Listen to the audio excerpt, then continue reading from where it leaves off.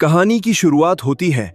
कोई बोल रहा होता है, मिसेस ली, हम पहले ही तय कर चुके हैं 2 लाख यूरोस यूया की डायमंड रिंग के लिए और 1200 स्क्वायर फीट के फ्लैट का डाउन पेमेंट मिलाकर कुल 20 लाख। मैं यूया को स्कूल के टाइम से जानता हूं और मैं पिछले 11 साल से पैसे जोड़ रहा हूं, लेकिन अब आप 8 लाख और मांग रही है। मैं सच में इतना अफोर्ड नहीं कर सकता। और दोस्तों, यही है हमारी कहानी का मुख्य चरित्र। तभी सीन बदलता है। एक औरत और एक लड़की दिखाई देती हैं। झोउ यूया, लिन येफान की गर्लफ्रेंड झोउ रुयू। झोउ यूया की मां रुयू गुस्से से कहती है, तुम्हारा मतलब क्या है? क्या मैं अपनी ही बेटी को बेच रही हूं? सुनो, यूया मेरी एक ही जान है। थोड़ा ज्यादा मांगना तो बस ये देखने के लिए है कि तुम उसे सच में कितना चाहते हो। फिर एक और आदमी आता है, ली दाकुआन, झोउ यूया का सौतेला बाप। वो कहता है, येफान, सुना है तुम्हारे पापा ने तुम्हारे लिए एक फ्लैट छोड़ा था। बढ़िया इलाके में है ना? यूया का कजिन स्कूल के पास शिफ्ट होना चाहता है, तो क्यों ना तुम वो फ्लैट उन्हें बेच दो, सब कुछ आसान हो जाएगा। येफान तुरंत कहता है, मिस्टर ली, वो घर मेरे पापा को उनकी कंपनी ने दिया था, वो हमारा नहीं है, हम उसे बेच नहीं सकते। तभी यूया की मां गुस्से में बोलती है, बकवास, अगर बेचना चाहो तो बेच सकते हो, बस बहाने बना रहे हो। इतने में यूया अपनी मां को शांत करते हुए कहती है, मां, गुस्सा मत करो, मुझे येफान से बात करने दो। वो येफान का हाथ पकड़कर बाहर ले जाती है और कहती है, येफान, जो मां कह रही हैं वही कर लो ना। 8 लाख का इंतजाम तो कर ही लोगे, है ना? येफान परेशान होकर कहता है, यूया, तुम जानती हो मेरे घर की हालत कैसी है। मुश्किल से 20 लाख जुटाए हैं, अब कुछ भी नहीं बचा। यूया झुंझलाकर कहती है, तुम मुझसे शादी करना चाहते भी हो या नहीं? थोड़ा सा पैसा ही तो चाहिए। चाहो तो लोन ले लो, इतने सारे ऑनलाइन ऐप्स हैं, उन्हीं से ले लो।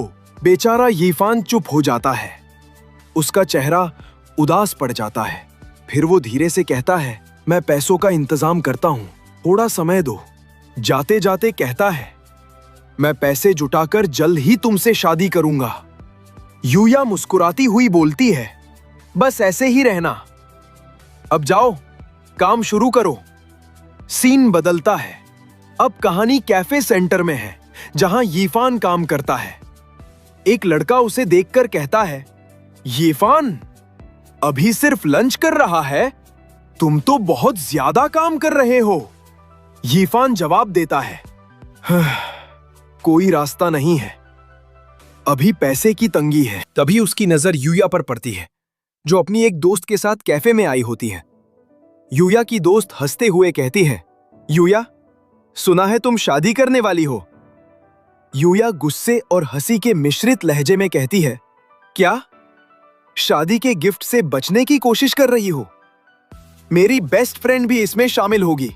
उसकी दोस्त पूछती है, तुम किसी अमीर से शादी कर रही हो? छोटे गिफ्ट की इतनी टेंशन क्यों? क्या वही लड़का नहीं है पिछली बार वाला? यूया गुस्से से बोलती है, वो लड़का कचरा है। उसने मेरे साथ सोया और फिर मुझे 50,000 यूरोस फेंक दिए, बस मुझे हटाने के लिए। सिर्फ 50,000?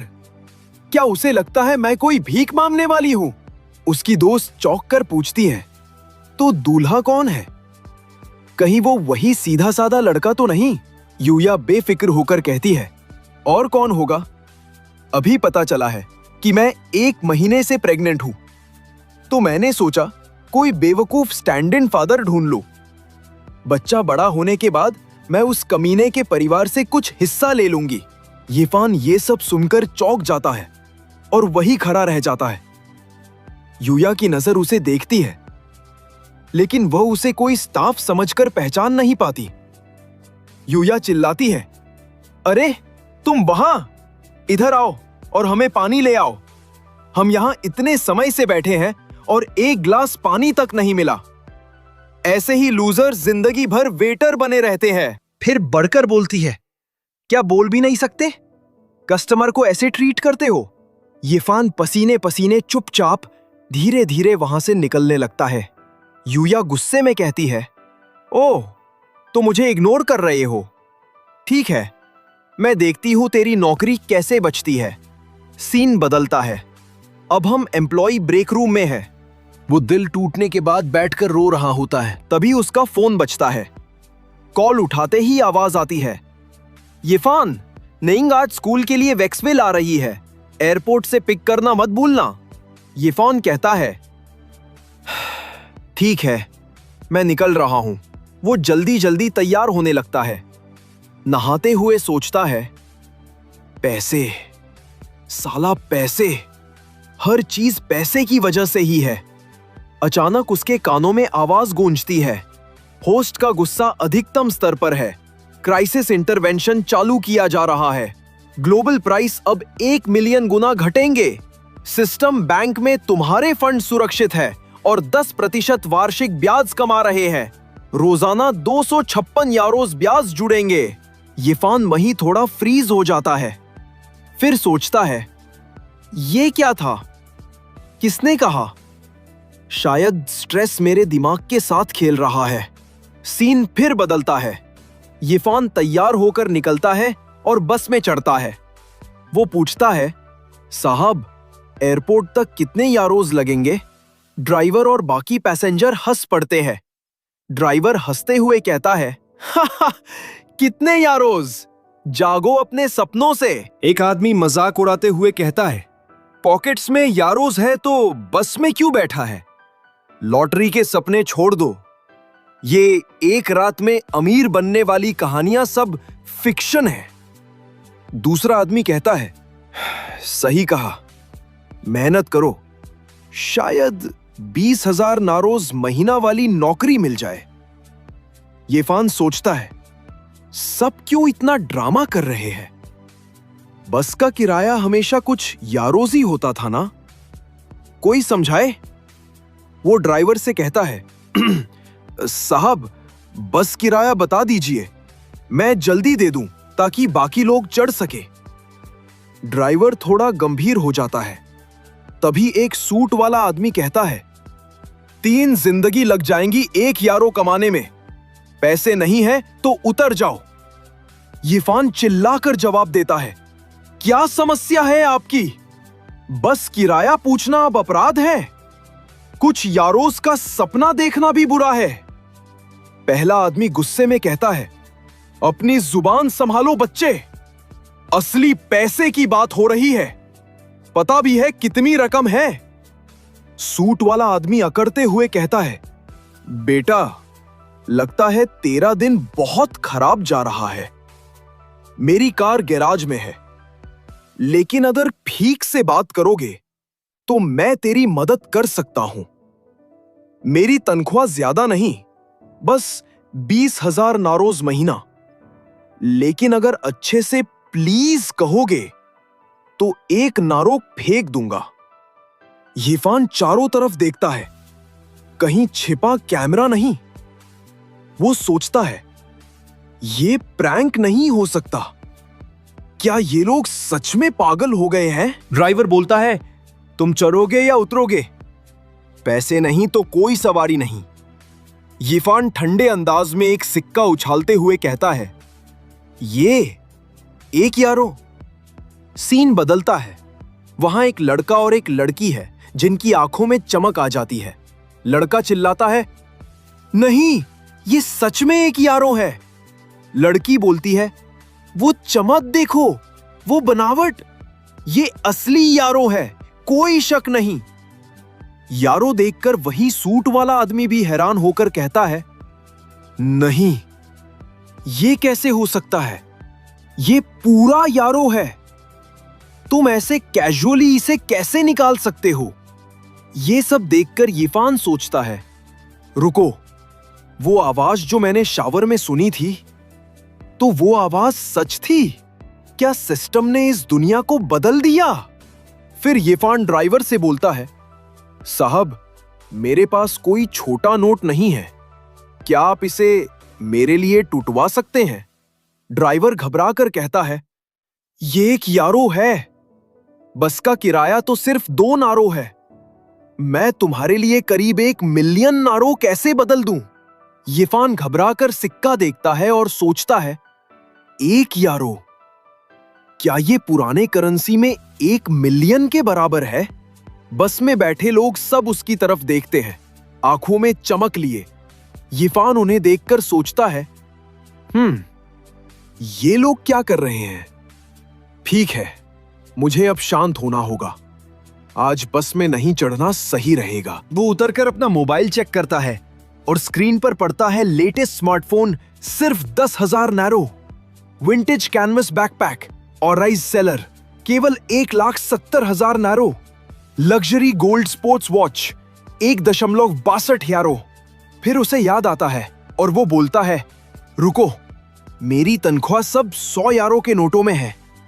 अब मेरे पास पैसे हैं, पर मैं उनका इस्तेमाल नहीं कर पाऊंगा। पहले मुझे बैंक जाना होगा। सीन शिफ्ट होता है। Horizon bank. यीफान काउंटर पर जाता है। एक मैडम पूछती है, हेलो सर, मैं आपकी कैसे मदद करूं? यीफान कहता है, मैं नगद जमा कराना चाहता हूं।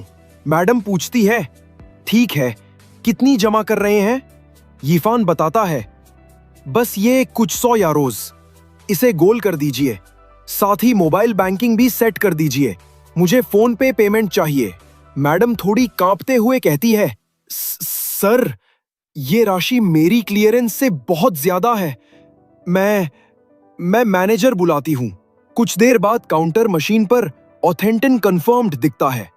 मैडम घबराकर कहती है, ये सब असली है। हर एक नोट वेरीफाइड है। High denomination reserve currency.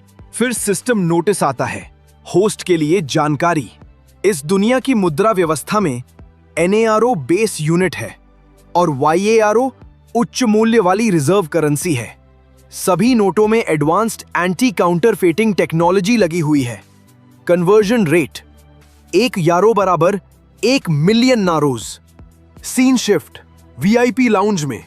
वहां यीफान उस मैडम से बोल रहा होता है, क्या वेरिफिकेशन पूरा हो गया? वो मैडम जवाब देती है, मिस्टर लिन, हमने आपका कैश गिन लिया है। टोटल 271.4 यारोज हैं। क्या आप पूरी रकम हमारे बैंक में जमा करना चाहेंगे? यीफान बोलता है, हां, और क्या आप 3 से 5 यारोज छोटे नोटों में बदल सकती हैं? वो मैडम मुस्कुराते हुए कहती है, जरूर। फिर मन में सोचती है, मुझे नहीं पता ये आदमी कौन है, लेकिन लगता है किसी बहुत बड़े घराने से है। तभी दरवाजा खुलता है और अंदर कोई आता है। वो कोई और नहीं बल्कि यीफान की गर्लफ्रेंड यूया होती है और उसके साथ उसका बूढ़ा बॉयफ्रेंड। यूया उस बूढ़े से कह रही होती है, सब हो गया हनी। वो बेवकूफ मान गया शादी के लिए। जल्दी ही मैं उसकी बीवी बन जाऊंगी। सोचो कितना मजा आएगा ना। बूढ़ा हंसकर यूया की बूटी पर हाथ रखता है और बोलता है, हा हा, किसी और की बीवी के साथ सोने से ज्यादा मजेदार कुछ नहीं। यूया जैसे ही यीफान को देखती है, एकदम घबरा जाती है। यीफान सख्त लहजे में कहता है, यूया, मुझे नहीं पता था कि तुम इतनी गिर जाओगी। यूया हड़बड़ाते हुए बोलती है, यीफान, तुम यहां क्या कर रहे हो? कहीं तुम मेरे डायमंड रिंग के लिए लोन लेने तो नहीं आए हो? यीफान मुस्कुराकर जवाब देता है, डायमंड रिंग? तुम सोचती हो तुम डिजर्व करती हो कुछ भी? यूया, अब सब खत्म। यूया ताने मारते हुए कहती है, क्या बड़ी बात है? शादी के बाद बॉयफ्रेंड रखना अब नॉर्मल है। मुझ पर इल्जाम लगाने से पहले यह पूछो कि तुम्हारा बैंक अकाउंट खाली क्यों है। यीफान गुस्से से बोलता है, तुम्हें देखकर ही उल्टी आने लगती है। मिस्सू, हमारा काम हो गया ना? क्या मैं जा सकता हूं? मिस्सू थोड़ा घबरा कर कहती है, मिस्टर लिन, प्लीज रुकिए। हमारे डायरेक्टर आपसे मिलने आ रहे हैं। वो बस पहुंचने वाले हैं। तभी वो बूढ़ा यीफान को रोकते हुए कहता है, अरे, तुम ऐसे ही निकल जाओगे? मेरी डार्लिंग का अपमान किया है, माफी तो मांगो। यीफान उसे धक्का देते हुए बोलता है, तुम क्या दिखाने की कोशिश कर रहे हो? अपनी हालत देखो, ढीले ढाले और कमजोर। अगर झगड़ा हुआ तो मुझसे रहम की भीख मांगोगे। बूढ़ा गुस्से में चिल्लाता है, साले, पता है मैं कौन हूं? मैं सेलेस्टार ग्रुप का मालिक हूं। मैं वेक्सविल का टॉप टैक्स पेयर हूं। हर साल दर्जनों यारोस टैक्स देता हूं। मेरे एक शब्द पर तुम्हें हर बैंक से ब्लैकलिस्ट कर दिया जाएगा। इतने में सिक्योरिटी गार्ड अंदर आते हैं। जेंटलमैन, यहां क्या चल रहा है? बूढ़ा उन्हें देखकर कहता है, बिल्कुल सही समय पर आए। इस कचरे को बाहर निकालो। कब से आम लोग वीआईपी लाउंज में आने लगे? गार्ड सख्त लहजे में बोलता है, सर, जरा ध्यान से बात कीजिए। ये हमारे ब्लैक डायमंड वीआईपी हैं। ये सुनकर बूढ़ा हक्का बक्का रह जाता है। क्या कहा? तभी डायरेक्टर अंदर आते हैं, जल्दी जल्दी में, जैसे सब छोड़कर भागे हों। आप मिस्टर लिन होंगे। मैं हूं हाओ योकियान, इस ब्रांच का डायरेक्टर। जैसे ही खबर मिली तुरंत लौट आया। आपको इंतजार करवाने के लिए माफी चाहता हूं।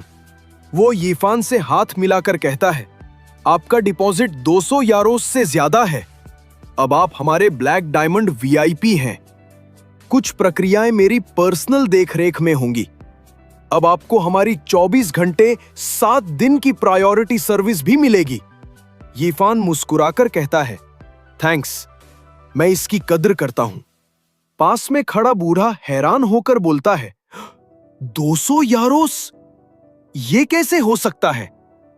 मिस्टर हाओ, कहीं ये नकली नोट तो नहीं? यूया बीच में बोल पड़ती है, हाँ, सही कहा। ये तो वो लूजर है जो मेरी रिंग के लिए कुछ लाख नारोस भी नहीं जुटा पाया था। डायरेक्टर सख्त होकर कहता है, मिस्टर वोंग, हमारे बैंक की अथॉरिटी पर सवाल उठाने की आपकी हिम्मत कैसे हुई? हमारे ब्लैक डायमंड वीआईपी के प्रति आपका लगातार बुरा व्यवहार अब बर्दाश्त नहीं किया जाएगा। इसी वक्त से आपके कंपनी का क्रेडिट लाइन रद्द किया जाता है। यह सुनकर बूढ़ा शॉक घोंचता है, घबराकर हाथ जोड़ता है। मिस्टर हाओ, प्लीज, वो लोन ही हमारी कंपनी की जान है। उसके बिना हमारा बिजनेस खत्म हो जाएगा। दूसरी तरफ यूया यीफान का हाथ पकड़कर रोते हुए कहती है, यीफान, मुझसे गलती हो गई। मैं तो सिर्फ इस गंजे के पैसे चाहती थी, लेकिन ये तो बेकार निकला। बस तुम ही हो जो सब सही कर सकते हो। यीफान उसे धक्का देकर कहता है, मिस्टर हाओ, इन लोगों को यहां से निकलवाओ। डायरेक्टर तुरंत कहता है, जरूर। सिक्योरिटी, क्या इंतजार कर रहे हो? सिक्योरिटी गार्ड दोनों को खींचकर बाहर ले जाने लगते हैं। जाते जाते वो बूढ़ा चीखता है, मिस्टर हाओ, उस लोन के बिना मैं बर्बाद हो जाऊंगा। Scene shift. यीफान बैंक से बाहर एयरपोर्ट आया हुआ होता है और बड़बड़ाता है, धत, बैंक में ज्यादा देर हो गई। निंग की फ्लाइट उतरी ही होगी। उम्मीद है उसने इतना इंतजार करके निकल नहीं लिया। तभी कोई यीफान को पीछे से छूता है और बोलता है, वाह, सबसे बढ़िया पिकअप सर्विस। तुमने मुझे एयरपोर्ट पर करीब 1 घंटा इंतजार कराया। तो यीफान देखता है, हां, निंग ही होती है। फिर निंग बोलती है, ठीक है, अब तुम मुझे इससे कैसे चुकाओगे?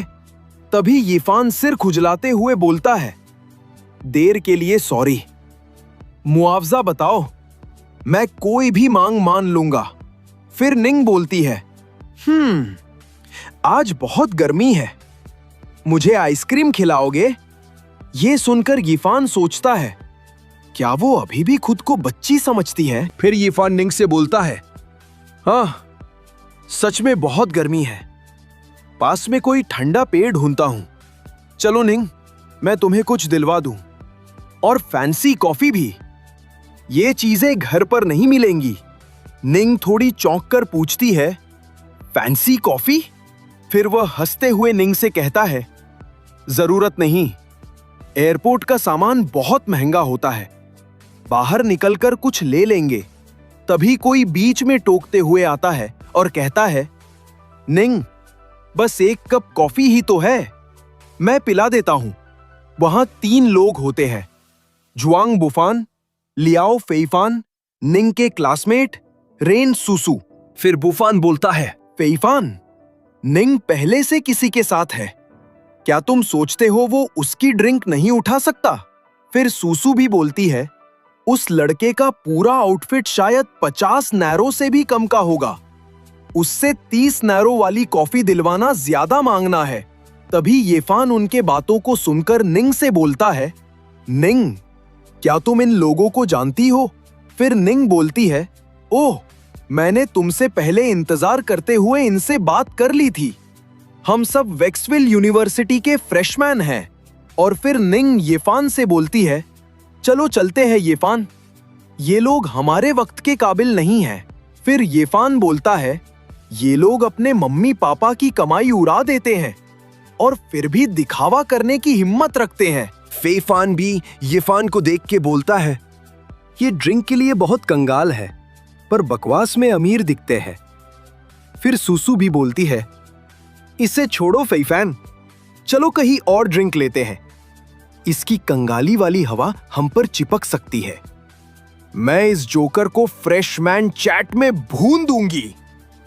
तभी दिखाया जाता है, येफान के सामने सिस्टम का नोटिफिकेशन पॉपअप होता है जिस पर लिखा होता है, नया खर्चा टास्क एक्टिवेट हुआ है, तुम्हें अगले 2 घंटे के अंदर एक यारो खर्च करना होगा। इनाम, बेसिक लेवल स्टैमिना पिल। तभी येफान एक सिक्का उछालता है और मुस्कुराकर कहता है, एकदम सही टाइमिंग। तो दोस्तों, कहानी सीन की शुरुआत में दिखाया जाता है, सुसु फैफान को बोल रही होती है, छोड़ना इन लूजर्स को फैफान, चलिए कुछ ड्रिंक्स लेने चलते हैं। वो हल्का सा शर्माते हुए जीभ बाहर निकालकर बिल्ली जैसी क्यूट एक्सप्रेशन में बोलती है, वैसे मुझे अभी थोड़ी प्यास लगी है। फैफान भी थोड़ा ब्लश करता है और हंसते हुए कहता है, जरूर, जितना चाहो उतना पी लेना बाद में। इतने में अचानक कुछ लोग भागते दौड़ते उनके बीच से निकलते हैं। फैफान झल्ला जाता है और चिल्लाता है, अरे, देख के नहीं चल सकते क्या? थोड़ा आगे 2 लड़कियां बात कर रही होती हैं। एक बोलती है, सुना है उस बड़े चेन वाले कैफे में आज फ्री ड्रिंक्स मिल रही है। दूसरी कहती है, सच में? चलना, देख तो लेते हैं, फ्री है तो ट्राई करने में क्या जाता है। ये सुनते ही फैफान, बुफान और सुसु चौंक जाते हैं। फैफान बोलता है, क्या सच में? आज सब कुछ फ्री है। वो सीधा काउंटर पे जाता है और पूछता है, एक्सक्यूज मी, ये फ्री ड्रिंक्स वाला ऑफर सच है क्या? काउंटर वाली लड़की मुस्कुराकर बोलती है, हाँ, बिल्कुल सही सुना तुमने, आज सारे ऑर्डर्स फ्री है। फिर वो आगे इशारा करके कहती है, क्योंकि इस सज्जन ने, इफान की तरफ दिखाती है, पूरे स्टोर का बिल दिया है। इफान सबको देखकर बोलता है, शर्माओ मत दोस्तों, ठंडा पियो और गर्मी भगाओ। सब लोग खुश होकर थैंक यू कहते हैं और अंदर भागने लगते हैं। फिर येफान निंग की तरफ देखकर बोलता है, कैसी लगी कॉफी? निंग हंसकर जवाब देती है, थोड़ी कड़वी है। इतने में फैफन गुस्से में आता है और येफान से कहता है, तू है वो, ये सब ड्रामा क्या है? येफान शांत होकर बोलता है, क्या हुआ? डर है कहीं मैं तुझे छोड़ ना दूं? आराम से बोल, अगर थैंक यू कहेगा तो एक कॉफी तेरे लिए भी ले आऊं। फैफन चिढ़कर बोलता है, छी, कचरा तो कचरा ही रहेगा, थोड़े पैसे आ गए तो क्या बड़ा आदमी बन गया? तेरी ये घटिया कॉफी तो भिखारी भी नहीं पिएंगे। उसकी बातें सुनकर वहां मौजूद लोग फैफन को घूरने लगते हैं। येफान बोलता है, बोलते रहो, मैं सुन रहा हूं। फैफन और गुस्से में चिल्लाता है, मैं कोई गांव का गवार नहीं हूं, रख अपनी घटिया ड्रिंक अपने पास। इतना सुनते ही भीड़ भड़क जाती है। एक लड़का चिल्लाता है, भिखारी? किसे कहा तूने भिखारी? दूसरा बोलता है, ये आदमी सबके साथ अपनी दौलत बांट रहा है और तू फ्री में आकर दिखा रहा है। तीसरा चिल्लाता है, सही कहा, सिखाते हैं इसे थोड़ा सबक। फिर सब लोग फैफन को घेरकर पीट देते हैं। फैफन बुरी हालत में गिरा पड़ा होता है, हाथ बढ़ाकर बुफन से मदद मांगता है, लेकिन बुफन मुंह फेर लेता है। इतने में यिफन आगे आता है और कहता है, सुन, तेरे पैसे से मेरी कजिन का दिल नहीं खरीदा जा सकता। मैं बस चाहता हूं कि मेरी कजिन को वो इज्जत मिले जो वो डिजर्व करती है। फिर वो निंग और कहती है, यिफा, तू इतना पैसा यूं ही उड़ा रहा है, लेकिन सच कहूं, तू बेस्ट है। सीन शिफ्ट होता है एयरपोर्ट पिकअप जोन पर। दोनों वहां खड़े होते हैं। यिफा के सिस्टम पर मैसेज आता है, तुमने टास्क पूरा कर लिया है, अब अपना इनाम ले लो। यिफा स्क्रीन देखते हुए सोचता है, कभी नहीं सोचा था कि पूरे कैफे को दिन भर ट्रीट देने में 1 लाख नैरो से भी कम लगेगा। ये तो बस 1 यारो का 10% हुआ। बाकी पैसे खत्म करवाने के लिए मुझे मिस्टर हाउ की मदद लेनी पड़ी। वो झुककर एक पिल उठाता है। तभी सिस्टम पर फिर मैसेज आता है, होस्ट, तुम्हारी शारीरिक ताकत अब 3 गुना बढ़ गई है। इतने में निंग पूछती है, यिफा, तुम्हारी बुक की हुई कार कौन सी है? यिफा फोन निकालते हुए कहता है, रुको, नंबर चेक करता हूं। उसी वक्त वहां एक लाल कार आकर रुकती है। उसे देखकर निंग मुस्कुराती है और कहती है, वाह, ये तो बहुत कूल है। तभी वहां वो गाड़ी उनके पास आती है और एक लड़की बोलती है, यिफा, तुम यहां क्या कर रहे हो? यिफा मुस्कुराते हुए बोलता है, हेलो मिस लियू, मैं अभी अपनी कजन को लेने आया हूं और उसके बाद कॉलेज छोड़ दूंगा। तभी मिंग यिफा से पूछती है, यिफा, ये कोई ऐसा इंसान है जिसे तुम जानते हो? तभी मिस लियू बीच में बोलती है, तुम भूल गए कि हमारे पास आज दोपहर प्रोजेक्ट प्रेजेंटेशन है? इफान सर खुजाते हुए कहता है, ओह शिट, ये पूरी तरह मेरी याद से निकल गया। फिर वो अपने मन में सोचता है, पैसे अब कोई दिक्कत नहीं है, लेकिन इस प्रोजेक्ट को बनाने में मैंने महीनों की रातें लगाई हैं। तभी निंग यिफन की हालत देखकर मुस्कुराती है और कहती है, कोई बात नहीं, अपना काम निपटाओ, हम बाद में मिलेंगे। वैसे भी इतनी हॉट लड़की के साथ समय बर्बाद मत करना। यिफन चिढ़ते हुए बोलता है, हॉट लड़की? ये तो मेरी बॉस है। मेरी रातों का डरावना सपना ज्यादा सही रहेगा। उनकी बातें सुनकर मिस लियू पूछती है, ये क्या था? यिफन ब्लश करते हुए बोलता है, कुछ नहीं, मैं बस कह रहा था कि मैं तुम्हारे साथ गाड़ी में जाऊंगा। फिर वो सोचता है, हमारे परिवार में पैसे कभी छोटे नहीं होते। फिर वो गाड़ी में बैठ जाता है। मिस लियू कहती है, अभी अपनी प्रेजेंटेशन पे ध्यान दो, इससे पहले कि सब बिगड़ जाए। ये तुम्हारा बड़ा मौका हो सकता है। प्रोजेक्ट बोनस में दसियों हजार नारोज मिल सकते हैं। जब कजन साथ हो तो हर पैसा मायने रखता है। यिफन मुस्कुराते हुए बोलता है, मिस लियू, आप सच में सोच समझकर मोटिवेट कर रही है। भूख लगी है और आप गाजर दिखा रही है। तभी अचानक मिस लियू हाथ यिफान के जांघ पर रख देती है, जिससे यिफान का मोबाइल भी गिर जाता है। फिर मिस लियू बोलती है, बहादुर हो गए हां, कैसे मेरी मजाक करने की हिम्मत की? यिफान हाथ उठाकर कहता है, ठीक है, अब बंद करो, आंखें सड़क पर रखो। मिस लियू फिर कहती है, पता है क्या, बहुत लोग मेरी गोल्डन गाजर चाहते हैं, लेकिन कम ही लोग इसे पा पाते हैं। सीन शिफ्ट होता है डोडो नेटेच कंपनी के अंदर। यहां दिखाया जाता है जांग शाओशू, जियाफे का साला, जो कंपनी में टॉप मैनेजर है। वो यिफान की डेस्क की चीजें जमीन पर फेंकते हुए चिल्लाता है, अरे ये सब कबाड़ क्या है, अभी साफ करो इसे। तभी पीछे से यिफान आता है और बोलता है, ये सब क्या हो रहा है यहां? शाओशू अकड़ते हुए कहता है, सुन यिफान, मेरे साले मतलब जियाफे ने डेवलपमेंट डिपार्टमेंट में तेरी पोजीशन मुझे दे दी है। फिर यिफान बोलता है, चल मेरा सामान उठा।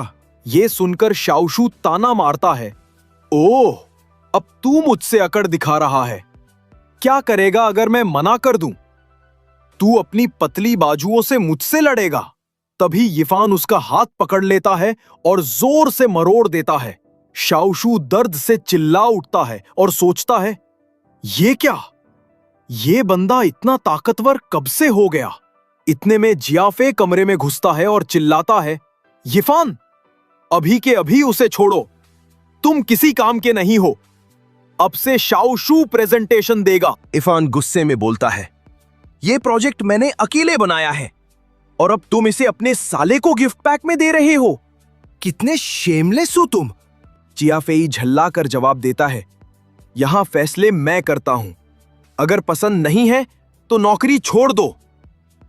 तभी पीछे से कोई जोर से मेज पर हाथ मारकर बोलता है, मैं इससे सहमत नहीं हूं। सबकी नजरें मुड़ती हैं। मिस लियू अंदर आती हैं। वो सख्त लहजे में बोलती हैं, इफान इस प्रोजेक्ट पर पहले दिन से काम कर रहा है, अब तुम उसे हटाकर किसी और को लगाना चाहते हो? ऐसा नहीं होगा। फिर जियाफी बोलता है, तुम्हें पता है तुम किससे बात कर रही हो? मिस लियू ठंडे लेकिन साफ स्वर में कहती हैं, मैं इस कंपनी की लीगल रिप्रेजेंटेटिव हूं।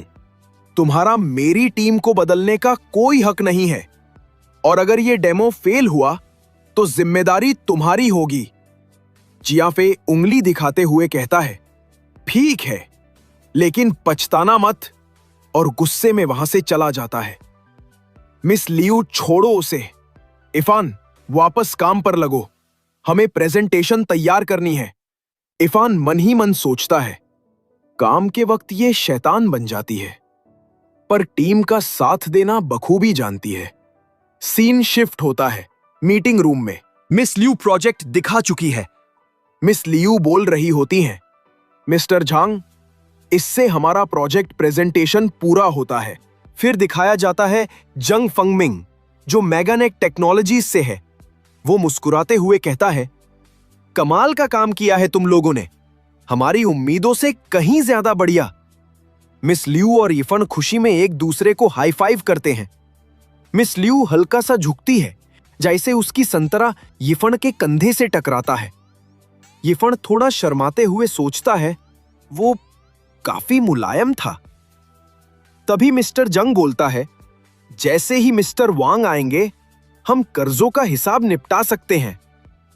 यह सुनकर मिस लियू चौंक जाती है और बोलती है, कर्ज?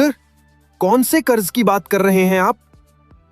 तभी वहां जियाफे आता है और कहता है, कंपनी करोड़ों के कर्ज में है, हम सैलरी भी नहीं दे पा रहे। एक लीगल रिप्रेजेंटेटिव के तौर पर तुम इस सबकी जिम्मेदारी कैसे लेने वाली हो? मिस लियू थोड़ी चौंक कर बोलती है, कर्ज में? मैंने सारी किताबें चेक की हैं, किसी भी कर्ज का रिकॉर्ड नहीं है। तभी वहां के कुछ मेंबर्स बोलते हैं, रोयन, तुम्हारे पास टैलेंट है, हम बूढ़े हो रहे हैं, अब तुम्हें जिम्मेदारी सौंपने का वक्त है। फिर जियाफे कहता है, तुम्हारा पुरानी दोस्तों पर अंधा भरोसा ही वजह है कि तुम सब कुछ खो बैठे और सोच रहे हो जो हमने तुम्हें दिखाया वो असली था। तभी मिस लियू बोलती है, फेक रिकॉर्ड्स, लीगल रिप्रेजेंटेटिव बदलना, तुमने शुरुआत से ही मुझे फंसाया। जाफेई कहता है, खुद की भूली मटकी बनने की सजा भुगतो। मिस लियू कहती है, मैंने अपनी जान और दिल इस कंपनी में लगा दिए, तुम ऐसा कैसे कर सकते हो? फिर दिखाया जाता है कि जाफेई मिस्टर जैंग के पास जाकर कहता है, सुनो, मैं सीधे कह रहा हूं, हमने नई कंपनी बना ली है और मेगानेट टेक्नोलॉजीज अब हमारे साथ काम कर रही है। इस कंपनी के लिए मिस्टर वोंग उदार है, वो सारे टेक और डेटा के लिए 1 लाख नारोज देंगे। Miss Liu, 1 lakh? ये तो उपकरण की कीमत भी पूरा नहीं करेगा, ये तो दिन दहाड़े डकैती है। फिर जाफेई कहता है, वैसे भी अगर तुम पैसे नहीं दे पाओगी तो जेल जाओगी। मिस्टर जिया, मेगानेट टेक्नोलॉजीज से मिस्टर वोंग यहां हैं। तभी वहां दो लोग आते हैं। जाफेई कहता है, मिस्टर वोंग, आप आए, आपका इंतजार था। ये मिस्टर वोंग बैंक के डायरेक्टर है और उनके साथ मिस्टर हाओ, उनके पार्टनर। मिस्टर वोंग मिस्टर हाओ से कहते हैं, मिस्टर हाओ, भले ही ये मामूली बात हो, क्या मैं उस टाइकून से मिल सकता हूं जिसकी आप बात कर रहे थे? मतलब जिसके पास 200 यारोस से ज्यादा लिक्विड एसेट है। मिस्टर हाओ बोलते हैं, इतनी अहमियत वाले व्यक्ति की जानकारी मैं कैजुअली नहीं दे सकता, ये असम्मान होगा। मिस्टर वोंग कहते हैं, ठीक है, समझ में आया।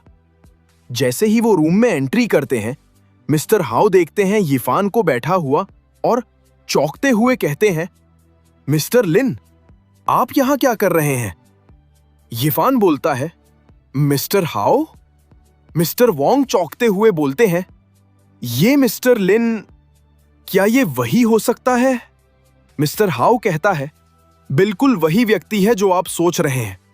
तभी मिस्टर वोंग आगे बढ़कर यिफान के पास जाकर हाथ मिलाते हुए कहते हैं, मिस्टर लिन, मैं वोंग यानहोंग, मैकजेनेट टेक्नोलॉजीज का चेयरमैन हूं।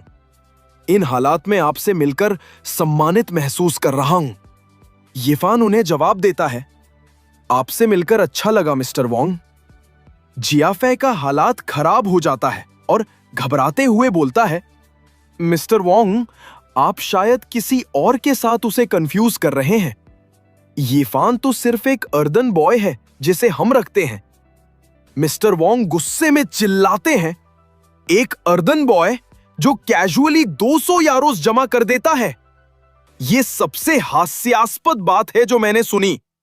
जियाफे भी शॉक्ड होकर चिल्लाता है, 200 यारोस? क्या आप 200 मिलियन नारोस का मतलब कह रहे हैं? यिफान बोलता है, मिस्टर वोंग, मुझे पता चला कि आपने मेरी कंपनी का कॉन्फिडेंशियल डेटा 1 लाख नारोस में खरीदने की कोशिश की। मिस्टर हाओ थोड़े घबराकर कहते हैं, आपकी कंपनी? लेकिन मैंने शेयर होल्डर रजिस्ट्रेशन में आपका नाम नहीं देखा। अगर मुझे पता होता तो मैं कभी इतना ऑफर नहीं करता। इफान बिल्कुल कूल अंदाज में बोलता है, यह मेरी कंपनी 5 सेकंड पहले तक नहीं थी, अब है। मिस्टर हाओ, डोडो नेट टेक का सारा डेट बताइए, मैं इसे पूरा कवर कर रहा हूं। मिस लियू भी चौंक जाती है और बोलती है, इफन, तुम? इफन बोलता है, लेकिन मेरी एक शर्त है। फिर इफन जाफे की तरफ इशारा करता है और कहता है, ये लोग कंपनी के फंड्स में गड़बड़ी और घोटाला करने के आरोपी है। मिस्टर हाओ, मैं चाहता हूं कि इसकी पूरी जांच हो, कोई भी लूप होल ना छोड़ा जाए। मिस्टर हाओ बोलते हैं, चिंता मत कीजिए मिस्टर लिन, हम ऑडिट करेंगे और पूरी जांच करेंगे। साइड में जाफे कांपते हुए बोलता है, नहीं, यह कैसे हो सकता है? यह संभव नहीं है। सीन के बाद दिखाया जाता है न्यूज पे, embezzlement, tax evasion, accounting fraud. Scene किसी होटल में शुरू होता है जहां मिस लियू वाइन ग्लास पे डालते हुए बोल रही होती है, इफन, इस बार मैं तुम्हारी बहुत आभारी हूं। वर्षों से जो मैंने बनाया उसे बचाने के लिए धन्यवाद। ये तुम्हारे लिए। फिर दोनों चीयर्स करते हैं और पीने लगते हैं। इफन मुस्कुराकर कहता है, तुम कंपनी चलाती रहोगी, लेकिन अगली बार इतना आसानी से फंसना मत। मिस लियू नशे में हल्की हंसी के साथ बोलती है, लेकिन मैं तो इतनी आसानी से फंस जाती हूं। फिर वो खड़ी होती है और कहती है, चलो एक और टोस्ट। खड़ी होने की वजह से उसका पैर फिसल जाता है और वो गिरने लगती है। इफर तुरंत पकड़ लेता है और कहता है, सावधान, सब ठीक है। मिस लियू थोड़ी शर्माते हुए बोलती है, मुझे लगता है तखना मर गया है, क्या आप मुझे कमरे तक ले जा सकते हैं? फिर ब्लश करते हुए कहती है, लेकिन किसी भी हालात का फायदा मत उठाना, समझे? ये फड़ मुस्कुराकर बोलता है, कोई समस्या नहीं, फिर वो मिस लियू को उठाकर कमरे की तरफ ले जाता है। कमरे में मिस लियू को बिस्तर पर रखते हुए कहता है, आराम करो मिस लियू, मैं अब चलता हूं। लेकिन तभी मिस लियू पीछे से यिफन को पकड़ लेती है और गले लगा लेती है। लगता है इस बार फंसने वाला तुम ही हो। तभी अचानक यिफन मिस लियू को बिस्तर पर ले जाता है और उन्हें किस कर देता है। और दोस्तों, आगे का तो आप जानते ही हैं क्या होने वाला है। चाय पानी होने के बाद दिखाया जाता है कि येफान के सिस्टम में एक मैसेज आता है। उसे एक रैंडम रिवॉर्ड मिल गया है। सीन कट होता है। थोड़ी देर बाद येफान कहता है, आज मैं कंपनी में और पैसा डाल रहा हूं। यह सुनकर मिस लियू बोलती है, जरूरत नहीं है। फेई वाली घटना के बाद कुछ पार्टनर डर गए थे, लेकिन हमने पूरी परेशानी निकाल दी है। मुझे पूरा भरोसा है कि हम फिर से और मजबूत होकर वापसी करेंगे, और यही तरीका होगा तुम्हारा एहसान चुकाने का, क्योंकि तुम हमारे सबसे बड़े इन्वेस्टर हो। फिर वो मुस्कुराती है और येफान को किस करती है। थोड़ी देर बाद उसके चेहरे पर दर्द झलकता है। वो अपने घुटनों को पकड़ते हुए कहती है, पूरा शरीर दर्द कर रहा है और ये सब तुम्हारी गलती है। येफान हंसते हुए बोलता है, लगता है चाय पानी ने अपना कमाल दिखा दिया। फिर प्यार से कहता है, चलो आज का दिन छुट्टी ले लेते हैं। मिस लियू तुरंत जवाब देती है, नहीं, मुझे मीटिंग में जाना है। मुझे खुद पर भरोसा रखना है और ऊंचाई तक पहुंचना है। दर्द में भी वो उठती है और बाहर चली जाती है। येफान बिस्तर पर गिरते हुए बोलता है, तो फिर मैं तो वापस सो रहा हूं। इतने में उसका फोन बजता है। वो उठाता है और चौंक कर बोलता है, क्या कहा? तुम्हारी मां अस्पताल में है। सीन कट होता है। वैक्सविल जनरल हॉस्पिटल। येफान वहां पहुंच चुका होता है। उसके दोस्त की मां कहती है, अरे बेटा, कुछ सीरियस नहीं है, तुमको तकलीफ मत हो। येफान सेब छीलते हुए बोलता है, ऐसा मत कहो मिसेस वांग, वैसे भी मुझे आपसे ज्यादा मिलना चाहिए। इंटर्नशिप के टाइम अगर आप रोज खाना ना खिलाती तो मैं तो भूखा ही मर जाता, है ना हाईपैंग? हाईपैंग मुस्कुराकर बोलता है, हाँ भाई, तूने भी तब जी भर के खाया था। येफान सेब का टुकड़ा मिसेस वांग को देता है। उधर हाईपैंग मन में सोचता है, अभी भी हॉस्पिटल बिल के पैसे कम पड़ रहे हैं। सोचा था येफान से मदद मांग लूं, पर उसकी कंपनी खुद मुश्किल में है। ऊपर से उसकी कजिन कॉलेज शुरू कर रही है। छोड़ो, कोई और रास्ता देखता हूं। तभी वहां एक नर्स और 2 असिस्टेंट आते हैं। नर्स बोलती है, बेड नंबर 42। तभी नर्स का एक असिस्टेंट बोलता है, मैडम, जरा हमें आपका बेड एडजस्ट करने दीजिए। ये सब देखकर हाईपैंग घबरा जाता है और जल्दी से बोलता है, ये क्या हो रहा है? मुझे पता है कि हॉस्पिटल का बिल बाकी है, पर मैंने वादा किया था कि कुछ दिनों में बाकी पैसे दे दूंगा। क्या अब हमें ऐसे ही निकाल दोगे? नर्स अपनी लिस्ट देखकर बोलती है, बिल? लेकिन आपने तो अभी 1 मिलियन नैरोस पे किए हैं और साथ में वीआईपी रूम अपग्रेड का रिक्वेस्ट भी दिया है। हम तो आपका वीआईपी ट्रांसफर प्रोसेस कर रहे हैं। ये सुनकर हाईपैंग अपना चश्मा उतारता है। आंखें बड़ी हो जाती हैं और वो बोलता है, क्या 1 मिलियन नैरोस? नर्स मुस्कुराकर कहती है, बिल्कुल सही, ये जनाब ही सब पेमेंट कर गए हैं। उधर दोनों असिस्टेंट हाईपैंग की मां को उठाते हुए हंसते हुए बोलते हैं, मैडम, ये हमारा exclusive VIP bed transfer service है, सब कुछ आपकी पसंद के हिसाब से। हाईपैंग की मां खुश होकर एक असिस्टेंट का हाथ पकड़ती है और कहती है, बहुत बढ़िया, लगता है सच में रॉक सॉलिड है। दोनों असिस्टेंट मुस्कुराते हैं और बोलते हैं, कस के पकड़िए प्रिंसेस, चलिए निकलते हैं। और फिर उन्हें वीआईपी रूम की तरफ ले जाते हैं। सीन शिफ्ट होता है वीआईपी सूट पर। वहां दोनों असिस्टेंट अपने मसल्स दिखाते हुए कहते हैं, मैडम, बस बेल बजाइए, हम 24 घंटे हाजिर हैं। हाईपैंग की मां मुस्कुराते हुए बोलती है, ठीक है, बहुत अच्छा।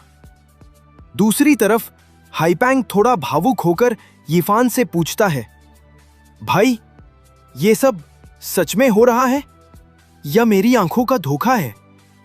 चल, एक घूसा मार ताकि यकीन हो जाए कि सपना नहीं देख रहा। यिफान मुस्कुराकर बोलता है, जैसी तेरी मर्जी, और धीरे से मुक्का मारता है हाइपैंग के पेट पर। हाइपैंग झटके से बोलता है, भाई, मार डालेगा क्या? यिफान हंसकर कहता है, ठीक ही हुआ, तेरी मां हॉस्पिटल में थी, तू परेशान था, पर मुझसे कुछ बताया ही नहीं। ऐसा कौन सा दोस्त करता है? हाइपैंग कुछ बोल नहीं पाता, बस सिर झुका लेता है। यिफान आगे कहता है, बस अब इतना समझ, आंटी यहीं रहेंगी और जब भी पैसों की जरूरत हो मुझे बता देना। हाइपैंग की आंखों में आंसू आ जाते हैं। वो रोते हुए कहता है, भाई, तू तो सच में लाइफ सेवर है, थैंक यू। तभी यिफान के सिस्टम में एक नोटिफिकेशन पॉपअप आता है, आपने टास्क पूरा किया और नया रिवॉर्ड अनलॉक किया, प्रिसीजन आई। रिवॉर्ड देखकर यिफान सोचता है, ये प्रिसीजन आई क्या है? ये काम कैसे करेगा? दूसरी तरफ दिखाया जाता है वीआईपी स्वीट के बगल वाला रूम। वहां एक लड़की बोल रही होती है, पापा, आप ठीक हो? क्या मैं भाई को भी बुला लूं? उसका नाम होता है सू म्यूयू, वेक्सविल यूनिवर्सिटी की स्टूडेंट। उसके पापा कहते हैं, जरूरत नहीं, बस पुरानी दिक्कतें हैं, शायद फ्लाइट का जेटलैग है। इस ट्रिप का मकसद तुम्हें कंपनी के कामों में शामिल करना है। फिर वो एक फाइल सू म्यूयू को देते हैं और कहते हैं, ये प्रोजेक्ट देखो, अगर ये हमें मिल गया तो सू फैमिली की किस्मत एक रात में बदल जाएगी। तुम वेक्सविल यूनिवर्सिटी की सबसे अच्छी स्टूडेंट्स में से हो और ये प्रोजेक्ट तुम्हारे लिए एकदम सही है। मुझे तुम पर पूरा भरोसा है। सू म्यूयू कहती है, ठीक है पापा, आप आराम करो, मैं वापस जाकर इस प्रोजेक्ट पर पूरा ध्यान लगाऊंगी। उसके पापा कहते हैं, एक बात और, ये बात अपने भाई को मत बताना। सू म्यूयू बाहर निकलती है और सोचती है, अगर थोड़ा तेज चलूं तो अपनी मेजर क्लास अभी भी पकड़ सकती हूं। तभी साइड में एक बूढ़ी औरत उसे देखकर बोलती है, वो लड़की तो वीआईपी स्वीट से आई है, जरूर अमीर होगी। फिर वो औरत सू म्यूयू के पास जाकर गिरने का नाटक करती है और उसका पैर पकड़कर जोर से चिल्लाने लगती है, कोई मदद करो, ये लड़की मुझे मार रही है, बूढ़ी औरत को तंग कर रही है। सू म्यूयू हैरान होकर कहती है, रुको, क्या मैं तुमसे टकरा गई थी? तभी उस बूढ़ी औरत के साथ जो दो लोग थे वो बोलते हैं, हमने सब देखा, तुम्हें शर्म आनी चाहिए। तभी वो आदमी तो सू म्यूयू को धक्का भी दे देता है और कहता है, लगती तो स्टूडेंट हो, किस स्कूल की हो, मैं रिपोर्ट करूंगा। धक्के से सू म्यूयू गिरने वाली होती है, तभी यिफान आकर उसे संभाल लेता है। वो पूछता है, तुम ठीक हो? सू म्यूयू जवाब देती है, हां, मैं ठीक हूं। उसी वक्त यिफान के सिस्टम में मैसेज आता है, host's gaze locked, activating precision eye, target size 36F। ये देखकर यिफान हैरान होकर सू म्यूयू को घूरने लगता है और सोचता है, दिख तो B या C लग रही है, लेकिन सिस्टम कह रहा है 36F। कहीं सिस्टम खराब तो नहीं हो गया? तभी वो बूढ़ी औरत सू म्यूयू का पैर पकड़कर चिल्लाने लगती है, सबने देखा ना, इसने मुझे गिरा दिया और अब ऐसे दिखा रही है जैसे कुछ हुआ ही नहीं। ये सुनकर सू म्यूयू थोड़ा परेशान होकर बोलती है, शायद जल्दी में मैं ही टकरा गई थी। तभी यिफान उसे रोकते हुए कहता है, अगर तुम मान लोगी तो सीधे इनके जाल में फंस जाओगी। ये सुनकर म्यूयू चौंक जाती है। जाल? साइड में यिफान सोचता है, मैं पूरा टाइम देख रहा था और मेरा स्किल अपने आप एक्टिव हो गया था। फिर वो म्यूयू को समझाते हुए कहता है, जब तुम बस कुछ इंच दूर थी तभी वो औरत खुद तुम पर झपटी थी। ऊपर से वहां हर जगह कैमरे लगे हुए हैं, पीछे 10 फीट पर, आगे 23 फीट पर, फिर दूसरे माले की सीढ़ियों पर 45 डिग्री के एंगल से और चौथे माले पर 70 डिग्री से। हर कोने से रिकॉर्डिंग के लिए परफेक्ट सेटअप, फ्लैट शॉट, लो एंगल, फ्रंट शॉट और ऊपर से सब तैयार। ये सुनकर म्यूयू हैरान होकर बोलती है, सच में ऐसा है? तभी यिफान आंख मारकर मुस्कुराते हुए कहता है, असल में तो मैंने सब बना दिया था, लेकिन इन्हें देखकर लग रहा है प्रोफेशनल टीम है। कोई तो है जिसे तुमने नाराज किया होगा। म्यूयू थोड़ा मुस्कुरा के बोलती है, ऐसा है क्या? फिर वो बूढ़ी औरत की तरफ मुड़कर बोलती है, आंटी, मुझे पूरा यकीन है कि मैं आपसे नहीं टकराई। बूढ़ी औरत गुस्से में उंगली दिखाते हुए बोलती है, सिक्योरिटी कैमरे झूठ नहीं बोलते लड़की, अब तुम बातों से नहीं बच सकती। म्यूयू शांत होकर जवाब देती है, कोई बात नहीं, फुटेज चेक कर लेते हैं। लेकिन नॉर्मल कैमरे इतनी तेज चीजें पकड़ नहीं पाते।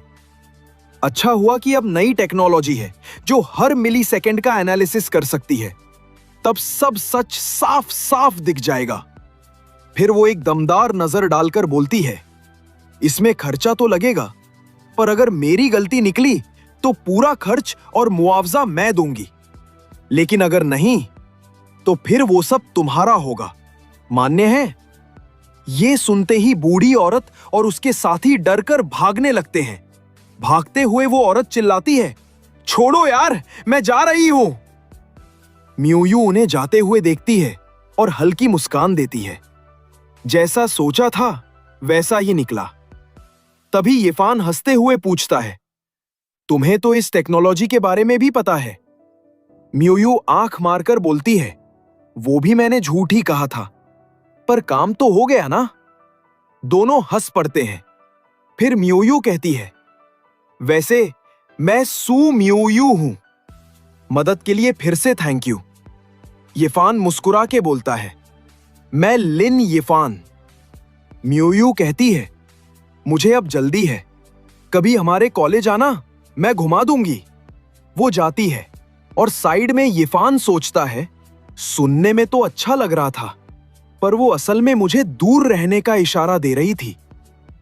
चलो ठीक है, ऐसे लोगों से दूर ही रहना बेहतर है जो दिखते कुछ है और होते कुछ और। सीन बदलता है। कुछ वक्त बाद शाम के 6 बज चुके होते हैं।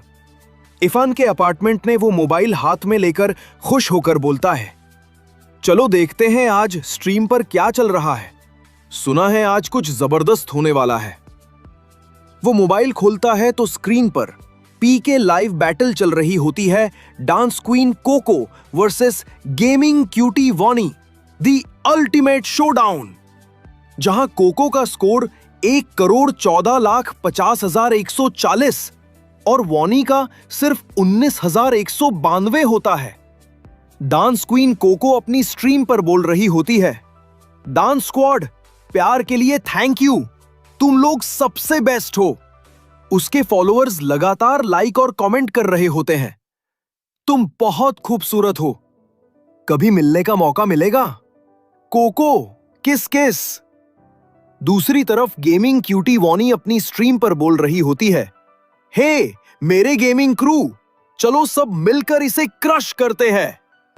उसकी चैट में कुछ लोग कमेंट कर रहे होते हैं, अरे चिल करो, मुझे तो ये टॉडलर लुक पसंद है। वाह, ये नई टॉडलर चिक स्ट्रीम ट्रेंड में है क्या? अब तो साफ है कौन जीतेगा। फिर दिखाया जाता है कोको जो वॉनी को बोल रही होती है, वॉनी लगता है तुम हार रही हो, अब बताओ तुम्हें सजा कैसे दूं? क्योंकि तुम गेमर हो तो क्यों ना अपने पैरों से खेलो। उसकी इस सदाओं को देखकर उसके दर्शक पागल हो चुके होते हैं। एक आदमी तो चैट में लिख देता है, ले लो सब कुछ, इस महीने की मेरी पूरी 3,500 नैरो की सैलरी तुम्हारी। दूसरी तरफ दिखाया जाता है यिफान जो अपना प्रिसिजन आई एक्टिव करता है और एक फेक नेम से कमेंट करता है। उसकी टांगे नेचुरल नहीं लगती। पास वाली टेबल भी टेढ़ी दिख रही है। कोको कमेंट देखकर गुस्से में बोलती है, ये बिल्कुल नेचुरल है। मेरा शरीर हमेशा ऐसा ही रहा है। क्या तुम ध्यान भी दे रहे हो? तभी स्क्रीन पर आता है user, Lin Feifan has been muted by the streamer for 395 days. वो लड़की यानी कोको ने यिफान को ब्लॉक कर दिया होता है। अब उसकी स्ट्रीम पर लोग कमेंट कर रहे होते हैं, देखो ये लेवल 1 ट्रोल को कोको से बदतमीजी कर रहा है। पक्का वॉनी का फैन होगा जो झगड़ा करवाने आया है। फेक बोल देता है क्योंकि उसने कभी ऐसा देखा नहीं। कोको भी बोलती है, ट्रोल्स को ध्यान मत दो मॉड्स, इसे बैन करो। सीन बदलता है। यिफा बोल रहा होता है, लोग एक स्ट्रीमर की इतनी पूजा क्यों करते हैं? क्या सिर्फ तारीफ वाले कमेंट ही करने हैं? वो वीनिये की स्ट्रीम खोलते हुए बोलता है, चलो देखते हैं दूसरी साइड क्या चल रहा है। वॉनी कह रही होती है, दोस्तों बैटल खत्म होने वाली है, थोड़ा हेल्प कर दो ना। उसकी चैट में लोग उसे बुरा भला कह रहे होते हैं। तभी अचानक स्क्रीन पर आता है, Lin Feifan sent 5 luxury cruises to वॉनी। दोनों स्ट्रीमर दंग रह जाते हैं। चैट में लोग चिल्ला रहे होते हैं, हर क्रूज की कीमत 88,000 नैरो है। फैफान तू तो लेजेंड निकला। बॉस साइड किक चाहिए क्या? वॉनी का स्कोर अब कोको से ज्यादा हो जाता है। वो खुश होकर बोलती है, अब हम लीड पर हैं। लिन फैफान को शाउट आउट इतना बड़ा सपोर्ट देने के लिए। दूसरी तरफ कोको हैरान होकर सोचती है, लिन फैफान, क्या ये वही बंदा है जो पहले ब्लॉक हुआ था?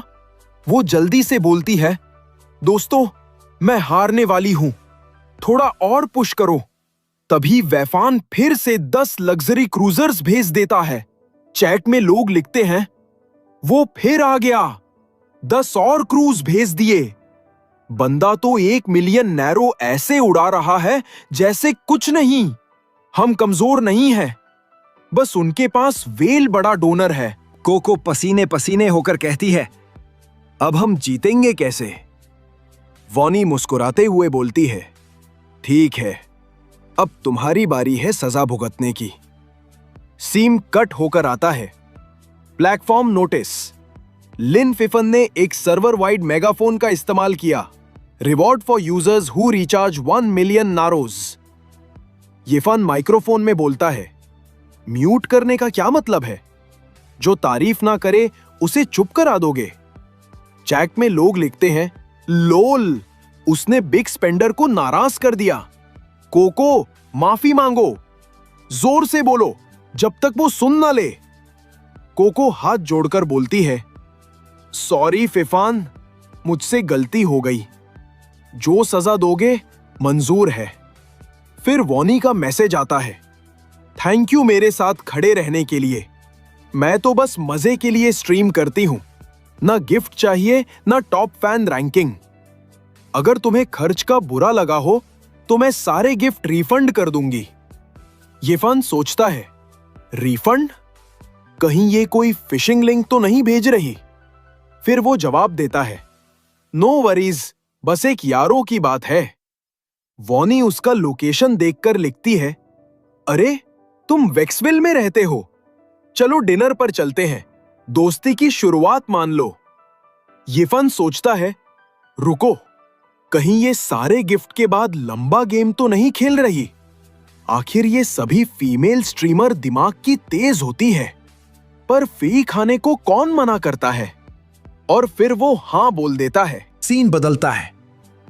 वेक्सविल रिवरसाइड विला, एक औरत जोर से चिल्ला रही होती है, नालायक लड़के, अपनी ही मां को ऐसे भुला दिया, और सारा दिन पता नहीं क्या क्या लाइव स्ट्रीम करती रहती हो बगल वाले कमरे में।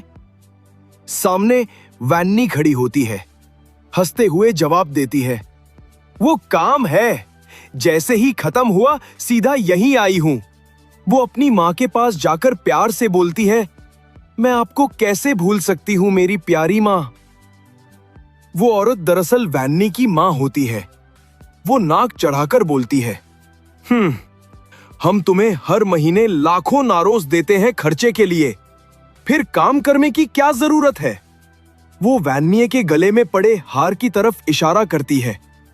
जरा इस एमरल्ड नेकलेस को तो देखो, इसकी कीमत 43 मिलियन नारोज है। तुम्हारे इस मामूली स्ट्रीमिंग वाले इनकम से तुम्हें इसे खरीदने में 10 जन्म लग जाएंगे। वैन्नी मुस्कुराते हुए बोलती है, माँ, जिंदगी सिर्फ पैसों के बारे में नहीं है। मुझे सच में ये काम करना अच्छा लगता है। वो मोबाइल उठाकर अपनी माँ को दिखाती है। ऊपर से मुझे नए नए लोग मिलने का मौका मिलता है, जैसे आज एक बहुत दिलचस्प बंदा मिला। उसकी माँ उसकी बातों को नजरअंदाज करते हुए कहती है, इस बात को यहीं छोड़ो। सुनो, तुम्हारा ब्लाइंड डेट तय हुआ है। वो साउथलैंड होल्डिंग्स के वारिस है। जरा सीरियस रहो। वॉनी झुंझलाकर कहती है, मां, मैं अभी इसके लिए तैयार नहीं हूं। उसकी मां गहरी सांस लेकर बोलती है, ठीक है, मैं तो बस मैसेज दे रही हूं, बाकी बात तुम्हारे पापा से कर लेना। सीन बदलता है। एक सड़क पर यिफा चलते हुए सोच रहा होता है, अब तो भूख लग रही है, चलो कुछ ग्रिल्ड खा लेते हैं। उसके मुंह में पानी आने लगता है। फ्राइड स्क्यूअर्स और ठंडी बियर, बस यही चाहिए। सीन बदलता है। काओस डीप फ्राइड बारबेक्यू दुकान। वहां दुकानदार कह रहा होता है, मिस वांग, किराया चुकाने के लिए कुछ दिन का टाइम और दे दो। बिजनेस थोड़ा धीमा चल रहा है, जल्द ही चुका दूंगा। मिस वांग गुस्से में बोलती है, टाइम बढ़ाऊं? मैं कोई चैरिटी नहीं चला रही। किराया नहीं तो दुकान नहीं। मुझे तुम्हारे बिजनेस की कोई परवाह नहीं। अब पिछला किराया वसूलने के लिए तुम्हारा सामान मैं रख लूंगी। दुकानदार घबरा जाता है। मिसेस वोंग अपने साथियों से कहती है, सब कुछ उठा लो। दुकानदार रोकने के लिए आता है। ये स्टोव कस्टम मेड है। दसियों हजार नारोज खर्च किए हैं इन पर, और मैं तुम्हारा बस कुछ हजार किराया ही तो बाकी हूं। तभी एक आदमी उसे धक्का मारकर गिरा देता है। दफा हो जा, तेरी ये कबाड़ की चीजें किसी काम की नहीं। शुक्र कर मिसेस वोंग इन्हें पेमेंट मान रही है। अचानक कोई पीछे से उस आदमी के कंधे को पकड़ लेता है। वो कोई और नहीं, यिफा होता है। उसकी पकड़ इतनी मजबूत होती है कि वो आदमी हिल भी नहीं पाता। यिफा सीधे मिस वोंग से बोलता है, आप मिस वोंग हैं? कितना किराया बाकी है? मैं दे देता हूं। मिस वांग तिरस्कार से हंसती है, तुम चाहे तुम दे दो, मैं फिर भी नहीं मानने वाली। मैंने तो एहसान किया था इसे कम रेट में दुकान किराए पर देकर। अब ये इलाका प्राइम जोन बन गया है। पुराने रेट अब खत्म। दुकानदार बोलता है, इतनी नेक मत बनो। खबर मिलते ही तुमने किराया बढ़ा दिया था। मिस वांग जवाब देती है, तो क्या हुआ? इस ब्लॉक में मेरी 3 दुकानें हैं और एक बड़ी चेन 20,000 नारोज प्रति यूनिट देने को तैयार है। इफन उनकी बातें अनसुनी करते हुए फोन निकालता है और मिस्टर हाओ को कॉल करता है। इधर मिस वांग बोलती रहती है, अगर तुम 30 से 50,000 मासिक दो तो शायद बात बन जाए। उधर इफन कॉल पर कह रहा होता है, हां, प्रायोरिटी पर काम हो गया, बढ़िया, थैंक यू। फिर वो मिस वांग की तरफ देखता है, तुम जैसी जोंक से बात करना टाइम की बर्बादी है। वैसे भी अब ये जगह मेरी है। मिस वांग हंसकर कहती है, तेरी? छोड़ झूठ बोलना। मैंने ये जगह खरीदी है, किसी कीमत पर बेचने वाली नहीं हूं। देखते क्या हो, सब कुछ बाहर निकालो। उसके गुंडे इफन पर टूट पड़ते हैं, पर वो दोनों को आराम से धूल चटा देता है। मिस वांग डर के मारे चिल्लाती है, तुम क्या कर रहे हो? मैं पुलिस बुला रही हूं। इफन ठंडे अंदाज में कहता है, तुम्हारे पास बस इस एक दुकान का यूज राइट है, जमीन की ओनरशिप नहीं। तभी बाहर एक एक्सकवेटर आ जाता है। इफन आगे बोलता है, लेकिन पूरे ब्लॉक की जमीन के अधिकार मेरे पास है। एक वर्कर पूछता है, सर, अब क्या करना है? मिस वांग घबराकर चिल्लाती है, अरे तुम लोग क्या करने वाले हो? इरफान मुस्कुराते हुए बोलता है, अगर चाहूं तो पूरे एरिया को कंस्ट्रक्शन जोन घोषित कर दूं और महीनों खाली पड़ा रहने दूं। देखते हैं फिर कौन तुम्हारी दुकान किराए पर लेता है। पैसे की बात है, 200 यारोस का नुकसान मेरे लिए कुछ नहीं। मिस वांग कांपते हुए कहती है, 200 यारोस मतलब 200 मिलियन नारोस। मैंने आखिर पंगा किससे ले लिया? वो गिड़गिड़ाकर कहती है, माफ कर दो सर, हमारा पूरा परिवार इसी स्ट्रीट के किराए से जी रहा है। कुछ पुराने इन्वेस्टमेंट्स में सब डूब गया। इरफान शांत लहजे में कहता है, अगर शर्तें ठीक हों तो बात बन सकती है। मिस वांग रोते हुए कहती है, आज से मैं मिस्टर काओ का किराया आधा कर रही हूं। सारे बिल और यूटिलिटी चार्ज भी मैं दूंगी। अब ठीक है? इरफान सिर हिलाकर कहता है, सही फैसला लिया तुमने। तभी सिस्टम नोटिफिकेशन स्क्रीन पर आता है, तुम्हें इनाम मिला। Sucker sniffer system notification. तुमने मेन टास्क शुरू कर दिया है। धोखेबाज कारोबारियों से लड़ने वाली एक कंपनी शुरू करो, सकर स्निफर। इससे तुम अपने आसपास मौजूद ठगे गए लोगों को पकड़ सकोगे। थोड़ी देर बाद सीन बदलता है, जहां खाना पक रहा होता है।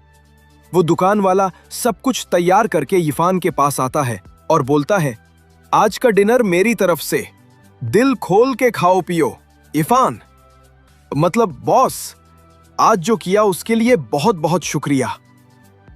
इरफान मुस्कुराते हुए बोलता है, मुझे बस इरफान ही बुलाओ, लेकिन तुम्हारे लेट नाइट स्नैक्स को मैं कभी मना नहीं करूंगा। तुम्हारे जैसे स्वाद का कोई नहीं बनाता। दुकान वाला हंसते हुए बोलता है, समझदार हो तुम, मजाक नहीं। ये रेसिपी मैंने सालों की मेहनत से बनाई है। अब जब ये मुसीबत टल गई है, मेरा बिजनेस अगले लेवल पर जाएगा। तभी मिस लियू अंदर आती है और छेड़ते हुए बोलती है, इतने बड़े आदमी ने मुझे बस स्ट्रीट वाले स्क्यूअर्स खिलाने बुलाया। वो बैठकर खाने लगती है और मुस्कुराते हुए कहती है, पर मानना पड़ेगा, स्वाद तो जबरदस्त है। साइड में इरफान सोचता हूं अगर इसे पता चले कि ये बारबेक्यू 200 मिलियन नारोस का पड़ा है तो क्या रिएक्शन होगा।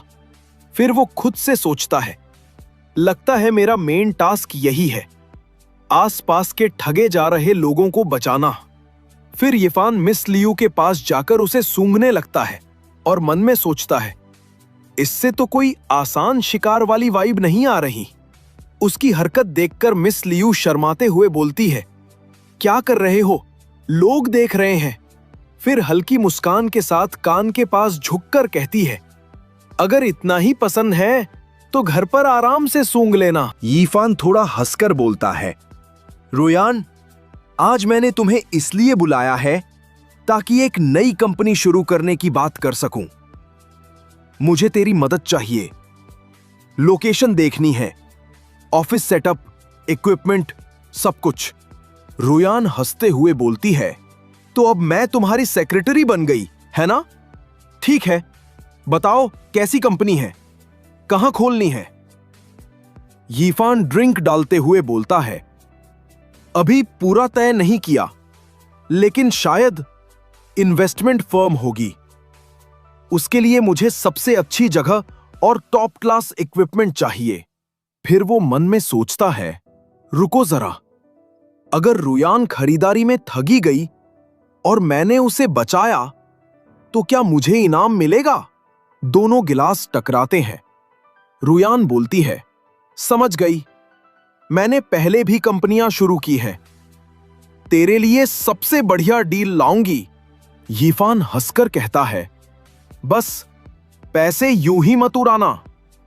अमीर हो इसका मतलब ये नहीं कि फिजूल खर्ची करो, आगे काम आएंगे। फिर रुयान दुकान वाले से बोलती है, भाई कुछ ऑयस्टर और 5 लैम्ब किडनी पैक कर दो और तीखा बनाना। दुकान वाला जवाब देता है, बस अभी लाया। इरफान पूछता है, अब ये क्या प्लान है तुम्हारा? सीन बदलता है।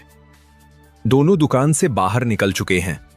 रुयान चलते चलते इरफान को किस करती है और हंसते हुए बोलती है, बड़े दिलजले निकले तुम। मैं तेरी कंपनी संभाल रही हूं और तू इधर उधर टाइम पास कर रहा है। यिफान थोड़ा हैरान होकर कहता है, अरे मैंने कुछ किया ही नहीं। रुयान हल्का शर्माते हुए बोलती है, तो फिर तेरे कपड़ों से परफ्यूम की खुशबू क्यों आ रही है? मैं ज्यादा नहीं मांगती, बस जब जरूरत हो मेरे साथ रहो और मुझे थोड़ा चार्ज दो, ठीक है?